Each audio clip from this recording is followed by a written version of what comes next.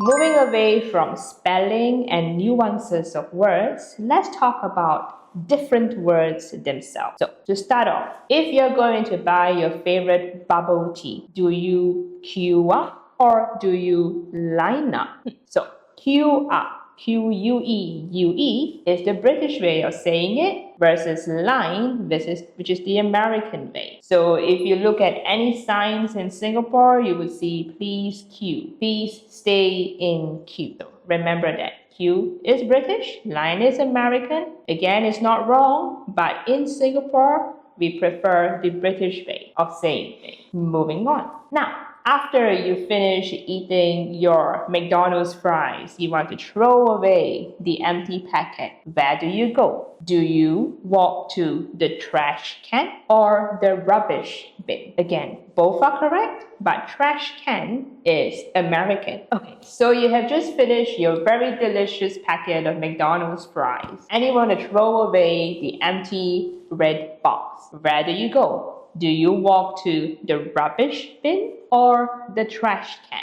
Again, both are correct, but as always, rubbish bin is British. Trash can is American. Again, they are both correct, but in Singapore, we prefer using the British way. If you look around at our signs, people would say things like, do not throw rubbish on the floor. Please pick up your rubbish instead of trash. And another example is if you look at your car. So of course, car is car in both British and American spellings and words, but the parts of the car differ. If you have a lot of luggage to carry and you order your Grab, what do? Do you walk over to your boot or do you walk over to the trunk? So, for example, if you are writing it the British way, you would say, I will open the boot and put my luggage inside. Trunk is American. Moving on. The front of the car, which I don't think many of you would have opened, but is where your engines and other car-related things can be found.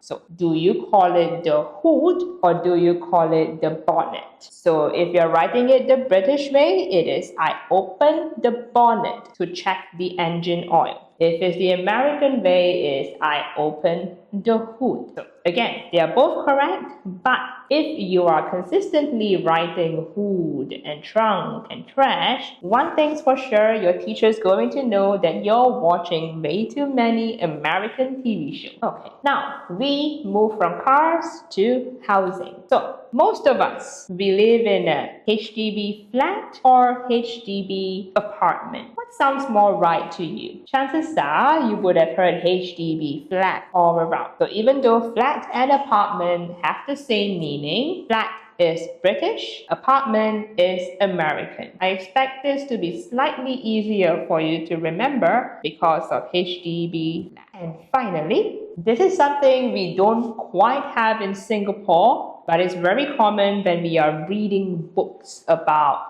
different seasons. So what are your four seasons? You have spring, you have summer, you have autumn, and winter. Spring, summer, winter. They are the same in both American and British English. However, autumn in British English is known as fall in American English. So again, if you happen to be writing a story that is set in a country with seasons, use fall. If it's American, use autumn if it's British. But if you're writing it for a Singapore school composition, make sure you use autumn. Because again, always remember Singapore schools prefer the British way of saying things.